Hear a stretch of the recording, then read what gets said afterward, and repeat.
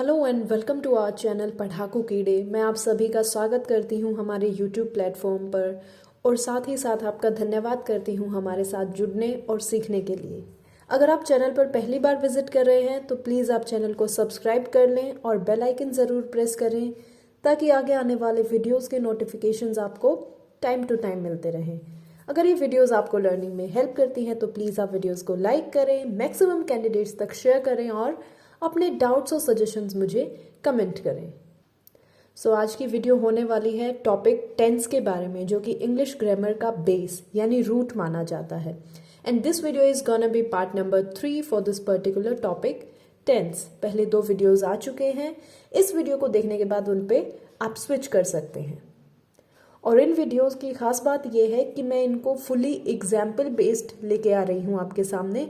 फिर उन एग्जाम्पल्स में मैं आपके साथ करेक्शन डिस्कस करती हूँ पर्टिकुलर सेंटेंसेस में, जो कि लगभग हर एक कॉम्पिटिटिव एग्जाम का पैटर्न है आजकल। इसके अलावा अगर आप चाहते हैं कि मैं टेंस टॉपिक आपके साथ डिटेल में डिस्कस करूँ, जैसा हम स्कूल लेवल इंग्लिश ग्रामर में डिस्कस करते हैं, या फिर आप इस टॉपिक को और डिटेल में पढ़ना चाहते हैं, तो आप मुझे कमेंट सेक्शन में बता सकते हैं। I would definitely bring more such videos for you. शुरू करते हैं आज की वीडियो। देखते हैं example number 1। I wish he is present at the last meeting. अब इस सेंटेंस में बात हो रही है लास्ट मीटिंग की, यानी कि पास्ट की बात हो रही है। इतना हमें समझ आ गया। और यहाँ पे वर्ब जो है वो इज यूज हुई है, तो इसका मतलब इस सेंटेंस में कुछ ना कुछ तो गड़बड़ है। और यहाँ पे अगर हम किसी चीज के लिए विश कर रहे होते हैं, यानी कि वो चीज असल में हुई नहीं, हमारी एक कामना है कि ऐसा हुआ होता। ये एक तरीके की इमेजिनेशन हो गई हमारी, वो भी पास्ट टेंस में। और पास्ट टेंस की इमेजिनेशंस को एक्सप्रेस करने के लिए हम पास्ट परफेक्ट टेंस का यूज करते हैं। This is an important thing जो आपको माइंड में रखनी है, that imaginations in past tense should be expressed in past perfect tense. याद कैसे रखेंगे? बात तो ऑलरेडी पास्ट की हो रही है, यानी भूतकाल की हो रही है, और उसमें भी हम इमेजिन कर रहे हैं, एक्चुअली वो चीज हैपन नहीं हुई। ये अपने आप पास्ट में किसी परफेक्ट बात को दर्शाता है, right? I wish he had been present at the last meeting. इसकी जगह पे आप करेक्शन करेंगे, he had been present at the last meeting. Past perfect का हमारे पास क्या होता है? सिंपल सा, that we use V3 plus been, यानी कि वर्ब की third form had plus V3, और वही हमने इस सेंटेंस को करेक्ट करने में यूज किया है। मैं आपके साथ बायलिंगुअल इसलिए डिस्कस कर रही हूँ चीज़ें ताकि आपको समझने में आसानी हो। अदरवाइज मैं पूरा इंग्लिश में भी डिस्कस कर सकती हूँ, बट आई नो कि आप में से कुछ लर्नर्स हिंदी मीडियम से भी आते होंगे, दैट्स वाई मैं आपसे दोनों ही लैंग्वेजेस में डिस्कस करती हूँ।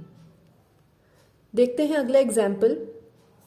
It seemed as though the man had no idea about his next move. इस सेंटेंस में सिंपल सा यहाँ पे हमने देखा कि सब्जेक्ट के बाद क्या यूज हुआ है? V2, मतलब कि पास्ट इंडेफिनिट टेंस आ गया। यानी कि इजीली कहें तो पास्ट टेंस की बात हुई है। अब यहाँ पे भी एक इमेजिनेशन ही है हमारे पास कि हमें लग रहा था कि उस आदमी के पास अपने नेक्स्ट मूव के लिए कोई आइडिया नहीं था। This is what we imagine. अब हम श्योर तो नहीं है कि हमने जो सोचा वही सही हो। This is a kind of imagination in past tense. तो हम क्या यूज करेंगे? पास्ट परफेक्ट टेंस हम यहाँ पे अप्लाई करेंगे। अब पास्ट परफेक्ट टेंस जब हम इस पे अप्लाई करेंगे तो करेक्शन क्या होगी? It seemed as though the man had no idea about his next move, यानी कि हैड प्लस V3, हैड।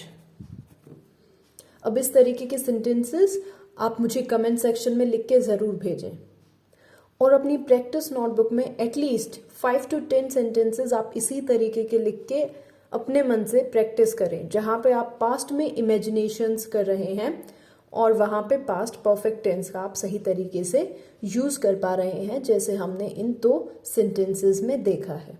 इसी तरीके से आपसे कंपटीशन एग्जाम्स में क्वेश्चंस पूछे जाते हैं करेक्ट द सेंटेंसेस करके। सो देखते हैं आगे और एग्जाम्पल्स। सो नेक्स्ट एग्जाम्पल है it is about time they all resolve their dispute.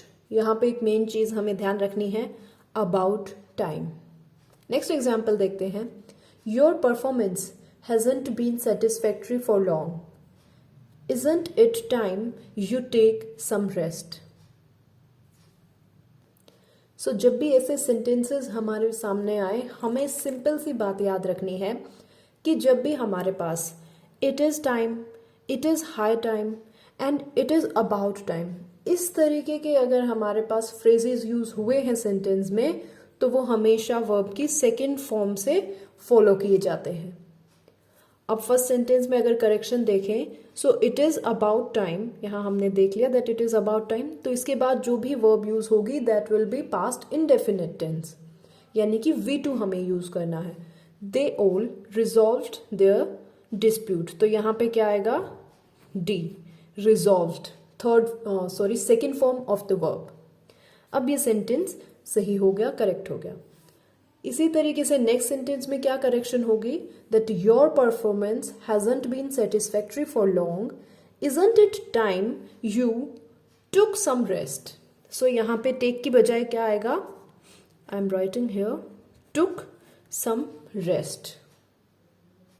So I hope ये छोटी सी बात आपको हमेशा याद रहेगी। इसको और पक्का करने के लिए आप ऐसे ही एग्जाम्पल्स खुद से लिखें, that it is time I met you, it is high time you felt hungry, it is about time you played in the ground। इस तरीके के सेंटेंसेस आप बनाएं और उनको समझें, वेरी सिंपल। कुछ और एग्जाम्पल्स देखते हैं एग्जाम पे based.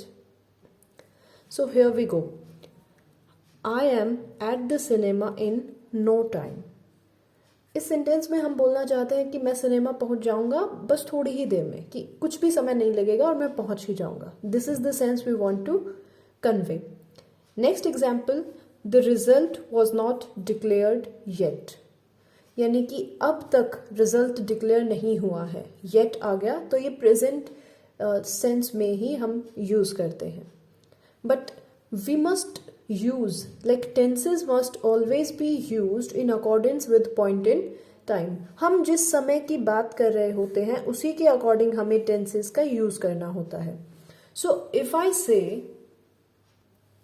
In this first sentence कि कुछ भी टाइम नहीं लगेगा और मैं वहां पहुंच जाऊंगा, so I shall be at the cinema in no time, ये हमारे पास करेक्ट सेंस निकल के आती है कि आई shall B at the meeting place in no time, I shall be at the restaurant in no time, I shall be at your home in no time, I shall be present in the class in no time, यानी कि कुछ भी समय नहीं लगेगा and I will be there। This is the sense। Future sense हमें यहाँ पे कन्वे करना होता है in no time वाले जब भी sentences हमें देखने को मिलते हैं। अब इन sentences में कोई hard and fast rule नहीं है, बस क्या है कि हमें tenses को ध्यान से यूज करना है कि हम किस समय की बात कर रहे हैं, टाइम कौन सा हम कन्वे करना चाहते हैं, simple.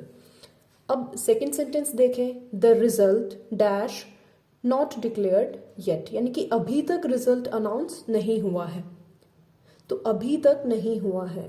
The result has not been declared yet, the result has not been declared yet, यानी कि we must be very careful while using tense forms according to the point in time we want to refer in the sentence. Very simple.